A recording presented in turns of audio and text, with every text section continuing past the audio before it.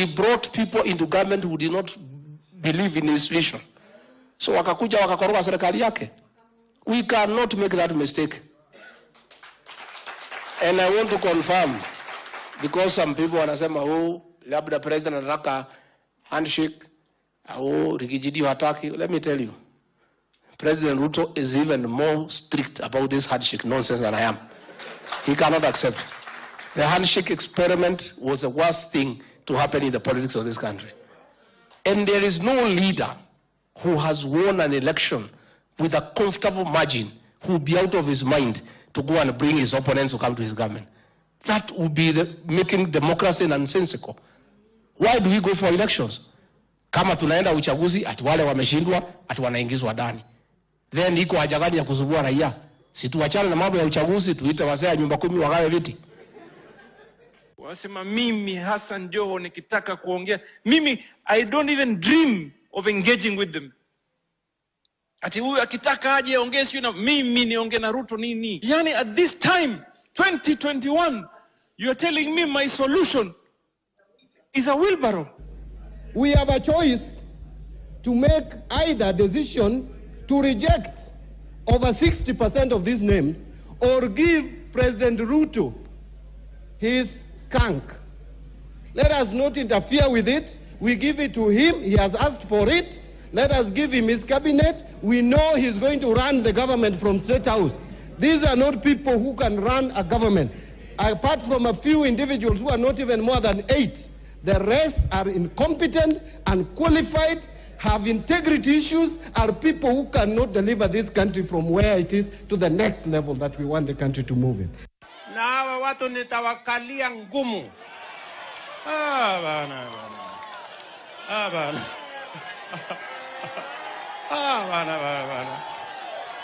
Ama magani? Si ndio? Watu wengine karibu wapandishe pressure. Sasa tumeenda kwa hii siasa, tumeenda. Unaona sasa Mudavadi, Wetangula wako kwa bottom up wanatangatanga. Lakini hapo nyuma Musalia na Mudavadi, Wetangula walikuwa kwa gani? Wewe endelea kuhangaika hapa Eldoret. Watu watakutana nani waje hapo kwa roundabout. Ukipiga kelele ati haribu mali ati tumuite. Alifanya hivyo kwa Moi akaitwa. Akafanya hivyo kwa Kibaki akaitwa. Akafanya the same kwa Uhuru akaitwa. It will not happen again. Yeye akae kwake. Si yako na wajukuu. Akae huko. Tengeneze uji ya wimbi, kae na wajukuu. Angalie Family TV, afanye vile anataka. Kama maandamano ni ya maana, si ulete bibi yako afanye maandamano. Kama kutupa mawe ni ya maana, si ulete mtoto wako atupe mawe. Bana. Hiyo maneno no. Ama namna gani jameni? If every cycle you spend 1 whole year, and in this case, in our case, is 2 years, before the election campaigning, then you spend another 2 years after the election campaign trying to sort out the political mess, umebaki na mwaka moja ya kufanya kazi. Uchumi kweli tutapanua? Wenzangu, vijana kweli tutawapatia kazi? Yeah? Raila Odinga and William Ruto will work together. Na kuna watu wataachwa kwa mata. And you know, Baba, kitu munaita, yes, he's in opposition throughout his life. But look at, he's always where, in the warm corner of the opposition. Sio ile iko na baridi. Nikitwa taitika, nikitwa taitika, nikitwa nitaitika. Na nikawaambia, my friends, be very careful. It is very exciting and it is very sweet. But we must stop this culture of use and dispose.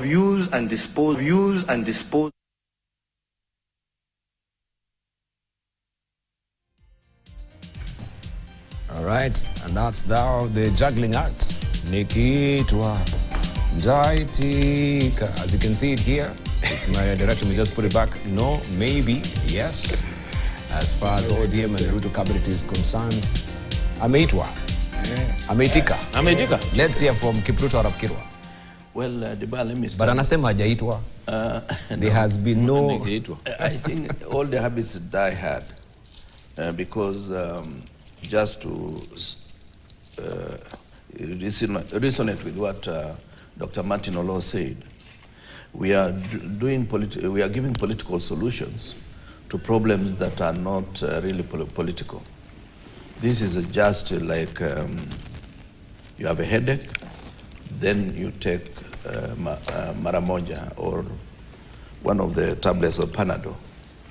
The main problem that we know from our young people is that there are issues of governance that they are addressing, issues of moral probity, issues of disposition of leaders in terms of how they look at society, respect for the rule of law. Those are issues that are fundamental to the issues raised by our young Kenyans. But we seem to be giving a political solution to those problems. To the extent that I've said for the last 13 elections that we've had since 1963, each election has had a measure of political coalition at the level of the political elite, except between 2013 and 2018. Therefore, it has come to my realization that we have to copy our own mode of democracy. Perhaps in future, we change the constitution so that number one becomes the president, number two becomes the deputy president. Otherwise, this is a lot of pretense that we are saying, nimeitwa, sijaitwa, and you listening to the president, listening to the deputy president. They were right at that particular time, but now time has proven them wrong.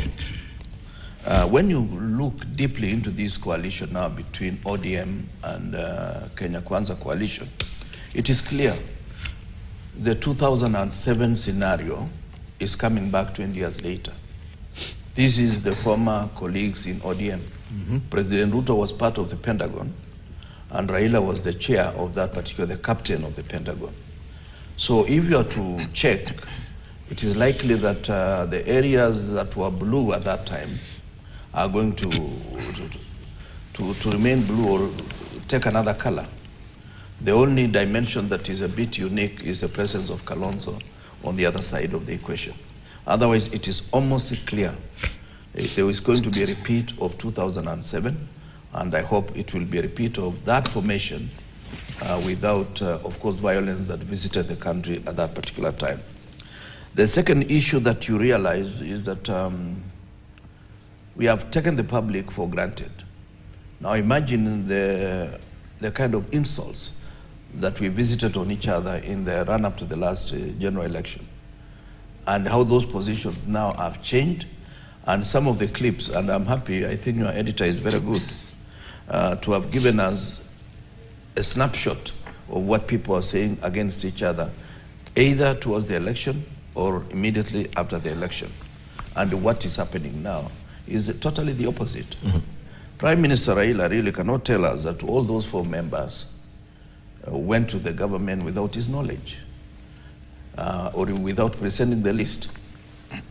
But what is really hurting me is the fact that there is going to be a by-election. And that by-election is going to cost the taxpayer a lot of money which could have gone towards development. Because I don't mind Bandi because he's nominated member of parliament. ODM will replace him with another one. But Opio and was there no other person from Siaya that could have been picked, or Kisumu or wherever, to replace, to the place of Minister for Energy? I don't think Opio and has any special skills in terms of energy. So why should we visit the country with by-elections? Remember, Kipchumba Murkomen created a by-election. Alice Wahome, another by-election. Now we are having another by-election because of Opio and who has now chosen to be a minister in the government of the day. So it really worries me, and my worry is also the fact that now we seem to be celebrating all over, and that celebration is replete with a lot of excitement that is empty. I'm not saying this because My name was mentioned, but I never reached the final list. But I'm saying it because where is the opposition today? It is only the GNCs that are now carrying that ticket of the opposition. Otherwise, the opposition is dead. And ODM is going back to its own formation. And I think they should have the courage to really form another outfit that is akin to the ODM of 2007. And also those of us who are now in Azimio, we should really camp out of it, because that's an empty house. Otherwise the debris will fall on us and we might collapse in the momentum of the destruction of the house called Azimio. Because I don't see Azimio anymore. I think my party leader, Eugene Wamalwa, should have the courage to move out. Kalonzo Musyoka should not stick to say he's now the leader of Azimio. There are so many other Kiswahili or English words that we can use to get another formation, or even collapse all these parties into one political entity. We should have the courage. One political entity, we say, we are this. And of course, all members, in fact, if all these parties are dissolved, members can cross without necessarily going for a by-election, because they will have morphed into a new entity called Political Party X, so that we have true democracy. Otherwise, out of 13 elections, only one election, we've not had this movement from opposition to government. All right. Yep. So we can see the formation of, because we're trying to, or the Gen Zs are trying to push the envelope that we are fearless, we are leaderless, we are tribeless. And the tribeless is now also one of the huge components that they're trying to break away. But still we can see, even with the cabinet formation, we have Professor Kindiki saying that, let me just read what he had said earlier regarding this. He says... Professor, this one? Professor Kithure Kindiki. Okay. Yeah, he says that President Ruto's inclusion of 4 DM members in cabinet has united the country after weeks of protest. Pledges full support, right? He says this has united the country. But are we speaking to the reality of a day? If we've just seen the Gen Zs were back on the streets yesterday, and I presume also next week they'll still be back on the streets. It seems now that since we have appeased every face or corner of the country, and some are feeling frustrated because they cannot see the men also, or women, back in their position, then we've quelled and we've brought back unity into the country. So is that the real reality on the ground, or we are lying to ourselves? That's why we're here. Yeah. I have an or that would have been the wrong question to be posed to you, because it's coming. The statement is coming from the other end. Yeah, his answer is right. There's no problem. Fantastic. No problem. Okay. There's no problem, because it's not a competition, or it's not a theater or a drama where you try to act. These are real facts that the country is united. Actually, as we look at the politics of today, as now you see there's a broad-based government, the cabinet will be more effective, more efficient, and I'm sure it's going to deliver. And the people who have been given these responsibilities are people who have been tested elsewhere, and they have got a history of performance, either in parliament and other positions that they have held before. And having said that, you'll find that our politics, our Kenyan politics, they you cannot detach politics and economy. Politics and economic development, they go together. Why am I saying so? It's because our politics goes with identity. People want to be identified with their leaders. If you're a member of parliament, people want you to speak on their behalf as a member of parliament, as MCA, as governor, and even if you are appointed the position of a cabinet secretary, like what we have seen, you see some people are saying, oh, look into our area, we need to have our son or our daughter has not been included. It's just a matter of identity. People want to be identified with their leaders who are just in various positions. But you see, the positions are not enough for all of us. And I want to urge Kenyans that we cannot all be represented in 21 positions whereas there are 47 counties. So the counties that are missing and they don't have their people appointed in the government, they should also help, you know, those who have the opportunity to, that we work as one country. And identity goes with exclusion. When people feel they are not you know, they don't have the identity, then they say we are excluded from the government. But now there is a lot of, there's inclusivity, because you find that the formation of the cabinet is broad-based in the sense that it's touching all regions of this country. If you want to look at the coast, you want to look at the Western, Nyanza, Central, Rift Valley, Northeast, where all you know, areas in this country are represented. And I think for this reason, we cannot just now say that we want economic development, we don't want to talk about politics. So I think the push, which was so much, you know, with the Kenya Kwanza, was because they felt maybe the people in the opposition felt they are not included in the government. Now they're in the government and they're holding very key positions. So we hope that now they're also going to deliver. And you know, when you find people behaving in a certain way, also the economic decisions are based on the politics. And that's why you find that when people are talking about taxes, about the finance, you know, bill which they rejected and all these things, these are decisions people make, and they make because of the politics that are there. I believe when that bill will be looked into, it will be approved now that you find even the key opposer, the person who was there, now is in charge of treasury. He's the one to help even the government also to prepare a proper budget.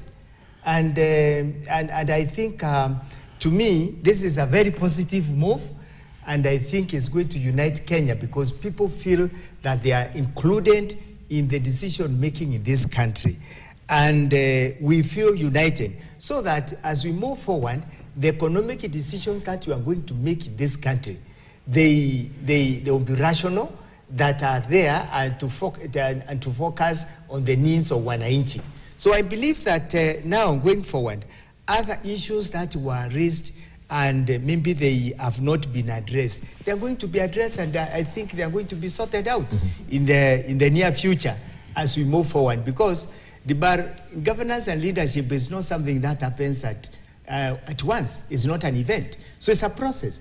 But I think by the second year, third year from now, we will see changes happening, and there will there will be less conflicts. Thank you. And infights and all that kind of name calling. You have seen those clips you are playing there. Somebody is saying that I can't join. Now he has joined. So he will have no excuse. Now to help, maybe he should go back to his people now. Isn't that what Baraka has been speaking? Also try to... Isn't that outright hypocrisy that Baraka has been speaking It's not upon? hypocrisy. That we do not have any principles. This is what you will say today, tomorrow you'll be speaking on the other side of the mouth. That you don't have any stand. There is no principle that cannot be refuted. You discuss principles. Principles are made by people, and they can go around the principles and see how they can sort it out, because you cannot. That's why you have seen one of the politicians saying there, you'll be left at the roundabout with your principle, trying to prove that you are right. No. So if it doesn't work... He actually said you'll meet at the roundabout, and most of them are met at the roundabout right now. I don't know what he said, but I'm not particular to what he said, but I'm trying to say that if you are a handliner and you cannot really change your mind, then I think you cannot be a good leader. So good leaders are the people who, see they have to do something, but if it doesn't work, then they see what can work for people, because there are people who are saying it. It's not only the leader. The leader has to say it, and also people have to check on what you are saying. So if you stand for nothing, you can fall for anything. That's not nothing. They stand for something. When you say for principles, when you say principles can be changed. And I congratulate those leaders, because what they were fighting for didn't work. For something. And now they think now what they are doing now is going to work. All right, let's hear from And Baraka. there's nothing wrong with that. You stand for something, and that something you stand for is about not being left at the traffic lights. And that's something you stand for is your stomach. And when I listen to Professor Kindiki here, I must say I admire his sincerity, although it is sincerity of a wicked nature. Yeah, that people... Sincerity that is wicked. Yes, Wicked. it's a sincerity of a perverted, wicked nature, that it's not really about the country or what the Gen Zs have been talking about. It's about bringing the political class together on the gravy train. That the unity that Professor Kindiki talks about glowingly is the unity of the gravy train.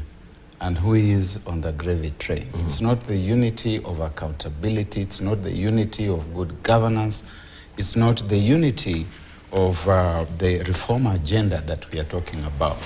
It's the unity that reminds me of this text which allow me to read today, that I read about many years ago as a young man in school, and a lot of viewers out there will be familiar with. It's actually the last sentence in George Orwell's Animal Farm. It says, the creatures outside, these are the animals standing outside the farmhouse. The creatures outside looked from pig to man, and from man to pig, and from pig to man again. But already it was impossible to say which was which. That is the kind of unity that we are talking about, or we are being told about. It's the sort of unity that does not solve the problems of unemployment in the country. It does not solve the problems of absence of probity, absence of accountability, and the need to push the country forward. It's unity that ensures that the eating chiefs in the political class do not get left at the roundabout. So we accept, and I admire, as I have said, that kind of honesty, but as I have also averred, it's honesty of a wicked nature. All right. You see, when Prof said that principles can be changed, I wanted to understand that when you talk to him about principles, you better explain that we are not talking about high school principles. Those ones can be changed. We are not talking about political principles. Those ones can be changed. Those ones can be changed. We are talking about value. We are talking about ideals that people live by. Which are constant. Those can only just be changed. Which are constant. Constant. Those are constant. They define an individual. So the principles we're talking about here are the principles that we have embedded in our Constitution and Article 10. We have embedded them in public service. We have embedded them in legislation and so on. And Dibal, this professor here cannot go unchallenged. The concept of government, as per our Constitution of 2010, is not as warped, it does not sit on its head as this aberration called national unity is trying to make. My understanding of government in this country is first national and then county. So when we're looking at development, the structures of government and development have already been explained, and therefore county governments are here to solve the kind of problems that we are now trying to solve through a mongrel called a cabinet. So that's one. Two, when you are in the legislature, and when you are in the executive, and when you are in the judiciary, you are part of the state. You are part of that government. So that when you are looking at the three arms of government, it's the legislature, it's the judiciary, and the executive. So you can't tell me that you can't play your role as an elected legislator, that you want now to go to the executive in order for you to play a role. You are not understanding it. Even Badi, as the treasurer, as the national, heading the national treasury, will bring proposals to the National Assembly. The budget office in the National Assembly will discuss and make a budget making is done in the National Assembly. So if you have been in the National Assembly and you want to tell me that now you're going into executive, now you're going into government, you don't understand what our constitutional architecture is.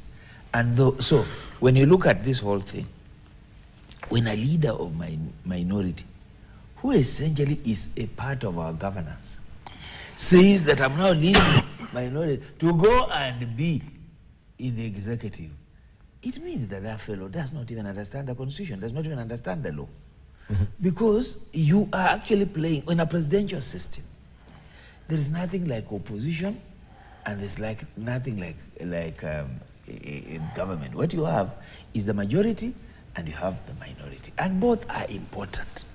And that's why they say the majority will have their way, but the minority will have their say. So it's about democracy. When Joe Biden says that for him to step down, it was not because he didn't believe that he had done a good job, but he wants to save the democracy.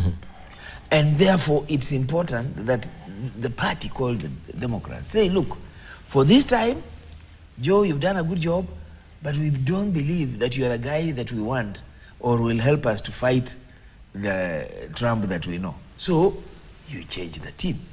Now, that is within the Democrats. You don't go and join the Republicans and say now you have defected from Democrats. You are now part of Republicans. And the point being, there's a marked difference. There is actually a difference in terms of ideology and so on between the Democrats and the Republicans. But then earlier on we had said, and I think it is Mheshimiwa Kirwa who said that this is a coalition of the Pentagon. The guys who are part of it, of course our politics has always been either you are in KANU or you are with Raila, and somehow even Raila was in KANU, Ruto was in KANU, Musalia was in KANU, Oparanya was in KANU. So basically what you're having are people who have always been around each other for so long. When all is said and done, Debal, we will not find the unity that we are talking about because Mbadi is in government or in the executive. We will not find unity because Oparanya is in the cabinet. Unity of this country will be found when equity, when justice, when fair play, when people are heard and their views are taken into consideration. That's the unity. And we are offering a tribal solution to a young group of Kenyans who are looking beyond tribe. So you can go ahead, bring all the tribal bigwigs, but you are not fixing the problem. You are simply regurgitating. You are simply rehashing it. You are simply repeating it. You are simply, staying it, maybe maturing it, marinating it for when it becomes a real problem. Can I respond, or is time for? You can respond, then we go to this is. I just want to refute that. I'm not wicked in my. It's not you. In my analysis. It's not you. It's the honesty. It's not you who is wicked. My honesty and my thinking is not wicked, because, however, it can be challenged. But any philosophical scholarly thinking about principles are always refined. They are rethought and refined. Such as, give us one. Which principle like is the that? one I'm talking about. Which one? Archimedes, give us an example. Give us an example. Yeah, for example. Let's now, I was just going to the Archimedes principle, if it can be refined. Over the years, that's why there is innovation. Prof, on this one you can't get away. Give us an example and tell us how you can refine principle of Archimedes. Let me just remind our viewers as I remind myself. I'm not talking about Archimedes principle. Which one is this? He's talking about the but you can talk about it. There's no school. problem with Archimedes principle. I've not said anything about Archimedes. But you're saying principles give us an example. And he died a long time ago. And we still learn physics and we still improve on what he said. You know, a principle. The principle remains. Yeah, it remains. Makes the base, yes. the base of the thinking. But I'm saying that as we move forward, what was discovered by Archimedes is not exactly followed exactly what he did, but it makes those who study that theory, that principle, to refine it and become innovative. So you cannot say Archimedes' principle, which was invented many, many years ago, still stands and you do the same thing that he did that time. However, it forms the base. Name any principle.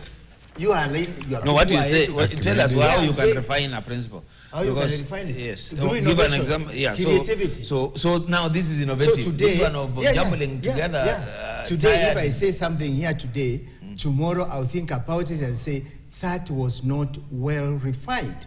And I refine it tomorrow to become better. That's the purpose of thinking and, discussing ideas that are that's a random thought. But now it's not a random thought. But when you are lacking ideas, so you what, stick to only what other people have said, and you have nothing to say yourself. So you only talk about Archimedes and sing a song about those old people. But they can help you to improve on what they have also discovered. So what Joho said is just refined it. Yeah, they are just refining what he said there. He's refined it now. Maybe now it's not working. That's why I'm saying, if it doesn't work, make another way of. So they were not lying. They were not lying. I can't respond on behalf of somebody, a politician or whoever. This is me, Jonah Kidiki, and I'm saying that principles, and they can stand to be corrected, they form the basis of thinking. And on that basis of thinking, there we come with innovative ideas and clarity. Otherwise, we can't depend on principle. If you say something today, tomorrow, then you improve on it. That's the essence of us being there. But now if you stick on a principle and say, Kindiki said, and that's it. So what about you? What did you say yourself? Then you have short of ideas. Thank you. Yeah, that's what I'm saying. All right. So you should, if Dibar, you say, I said something, then you say, although Kindiki said that, I also think similar, similar thought, but I think we can improve on this idea. That's about principles. So let's challenge me and tell me if it is not the thank best. you. I hear you. So that's what you are saying. You hear me? Yes. Okay, thank you. Thank you. I have only one convert. Others are just no. We have not been persuaded. We have not even been. It is the basis of thinking. You're just become a convert. You're just listen. He's asking us to reinvent the wheel. This table we are talking and we are using this table is not the original table. This one. But there was a theory and a principle of making a table. The principle of moment. So we keep on improving. Okay, thank you. Okay. We are not persuaded, and we'll continue this conversation after. But you have understood the principle of moment. You have nearly persuaded Cornelius. Understanding a mass, but my thinking is superior. My thinking is superior. That's why they are increasing. My thinking is so superior. Let us tell you that the thinking forms the basis. It is the logic.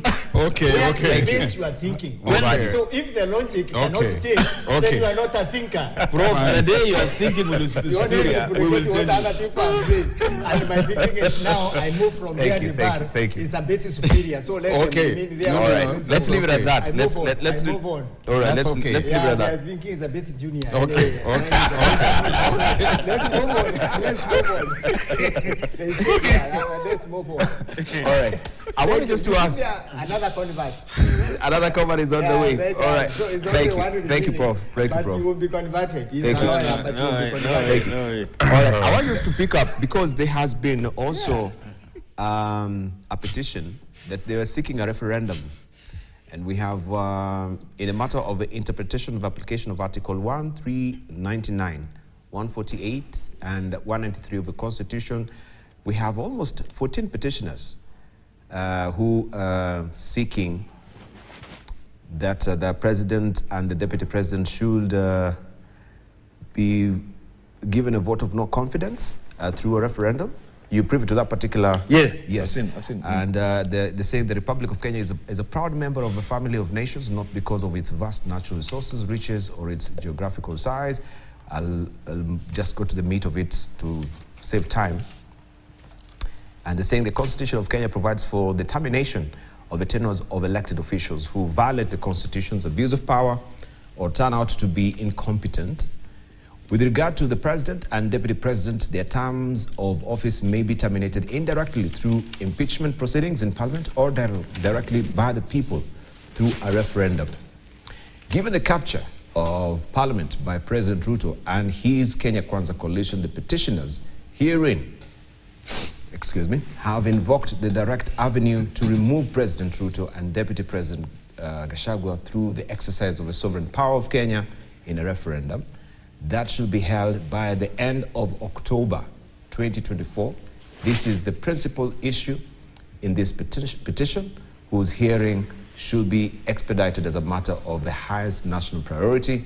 Back in 1776, on 4th July, to be specific, Thomas Jefferson, one of the founders of the USA and the drafters of the United States Declaration of Independence, declared as follows: "We hold this truth to be self-evident, that all men are created equal, that they are endowed by their Creator with certain inalienable rights, that among these are life, liberty, and the pursuit of happiness, that to secure these rights, governments are instituted among men, deriving their just powers from the consent of the governed, that whenever any form of government becomes destructive of those ends, it shall be the right of the people to alter or abolish it, and to institute new government, laying its foundation upon such principles, and organizing its powers in such form as shall seem to them most likely to effect their safety and happiness." The petitioners hold that these truths are applicable to Kenya and could as well have been spoken by Field Marshal Dedan Kimathi. Under the Constitution, the High Court is the ultimate guardian of the Constitution. Now that the Kenya state is facing an existential threat born by the incapacity and willingness to work smart, and the Deputy President to remain in power, smart and Deputy President to remain in power are at stake, there is an obvious need that the Constitution's device of a referendum be availed to the people of Kenya in order for the free citizens of Kenya to determine the fitness of the first and the second respondent to remain in office as president and deputy president, respectively.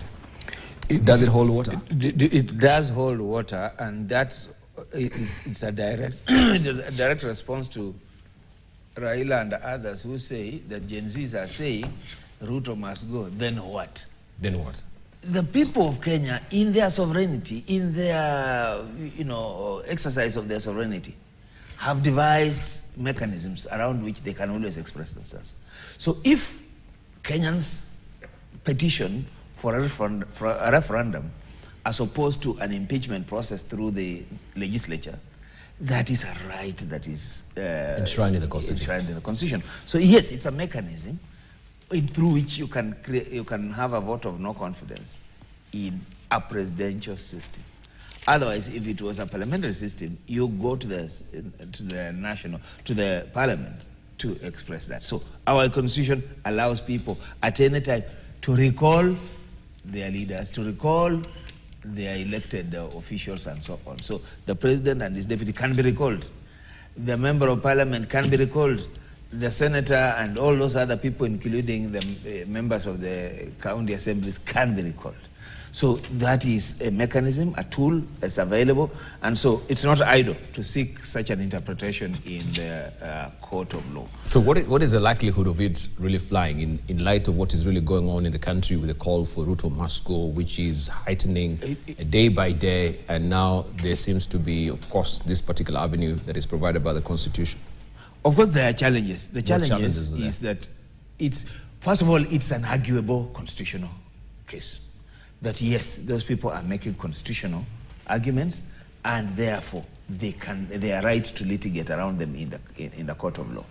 What then we have to face is the dilemma that the court will face in whatever pronouncements it wants to make. For example, when Justice Maraga and his team advised about gender rule, they could only give an advisory to the extent that then the parliament at that point be reconstituted, but they could not proceed to say reconstituted.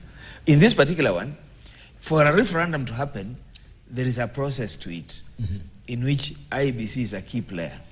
We all know that IEBC is not yet in place, and the process towards it and the prayers about October then might not work, because then you need an IEBC in place in order for a referendum to happen.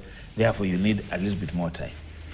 It's not a solution for those who are looking for must go now, but it's a constitutional argument or a constitutional discourse that can be canvassed and should be actually canvassed. So choosing October is a bit ill-advised, because looking at the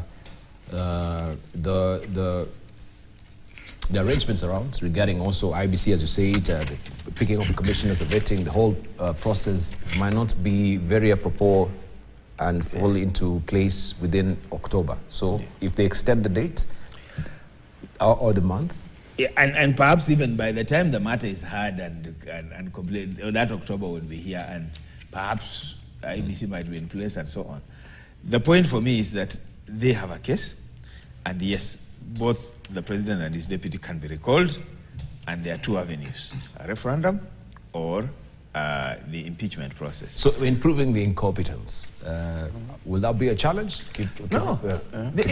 Part of it is when you have a cabinet that is not working and you fire it, you have actually shown us that you had an issue there. And that's then, evidence enough. And then in this constitution of this particular new cabinet that he's looking for, this is an arguable and constitutional avenue to use to get to where he's going, because you do not make the case he's making by going to raid a political party and argue that you want a government of national unity. Under what part of the constitution are you making that decision? Which constitutional article enables you to do that? So there are things you can say. And they even, you can join in people like the ODM that are abusing this constitution through participating in processes that are unconstitutional. So there's good stuff here. And for me now, this is the stuff that that refines litigation, law, refines constitutional principles through litigation, not through what Professor Kindiki was telling us here. Because you refine constitutional principles by testing. So when you say you can use a referendum or impeachment, you test it in circumstances such as this. Okay, let's hear the superior thought of Kipruto Arap. No, mine is not superior, but I usually look at the law in terms of interpretation. Yes. Because for 20 years I served as a member of parliament. We were trying to interpret the law in a way that at times you see a law being amended, then you realize the practical realities are likely to be faced. A number of questions will arise.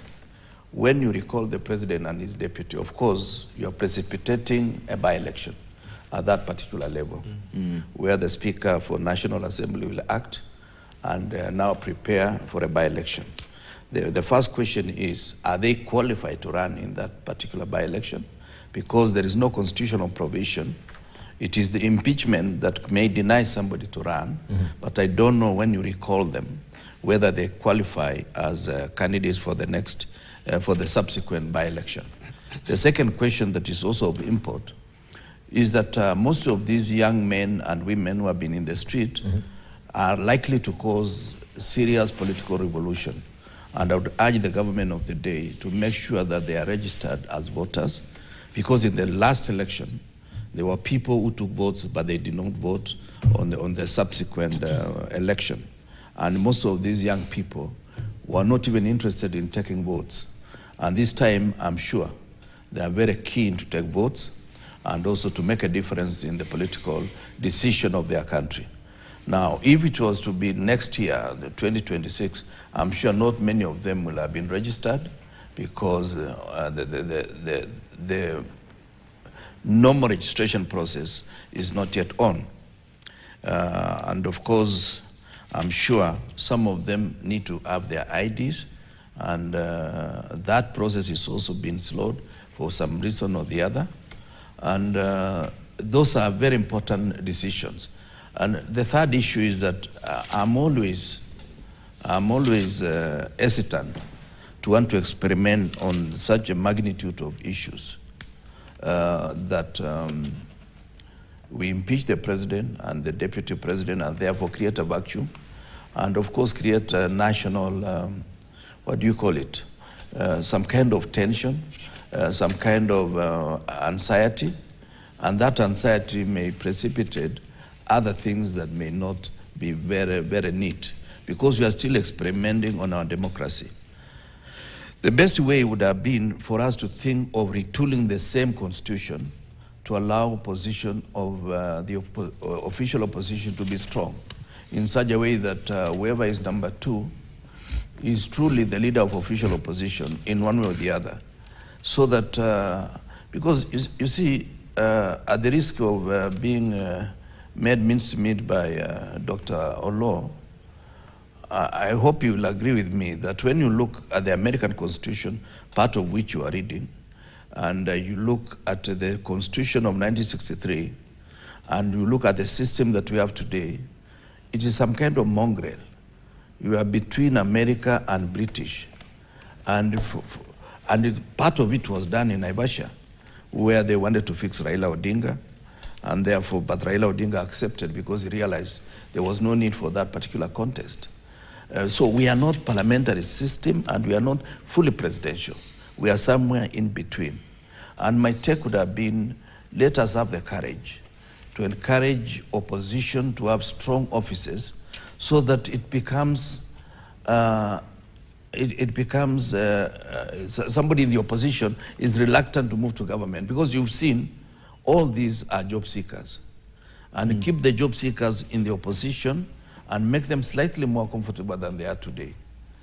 And they also have a very clear distinction that if you are in the opposition, you must be in the opposition for 5 years. And if you are in government, be in government for 5 years unless there is a political disaster that befalls your side of the equation.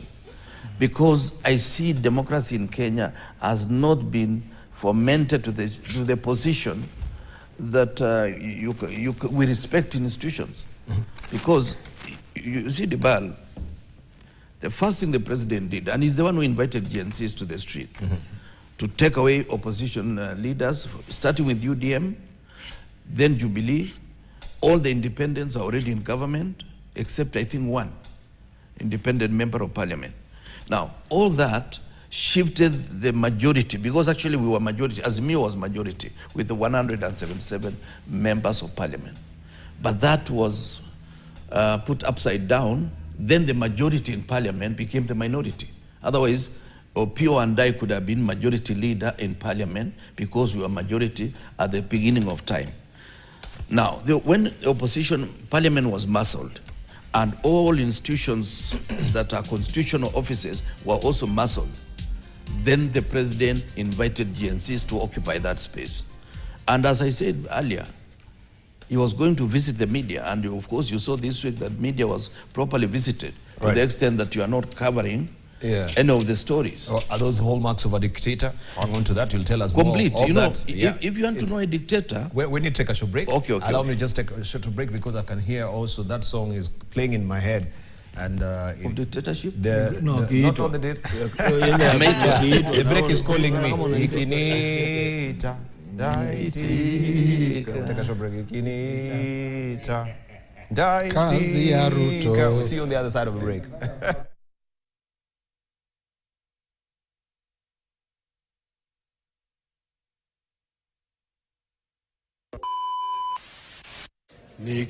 Nikiitwa nitaitika, nikiitwa nitaitika, nitaitika, nikiitwa nitaitika, nitaitika, nikiitwa nitaitika.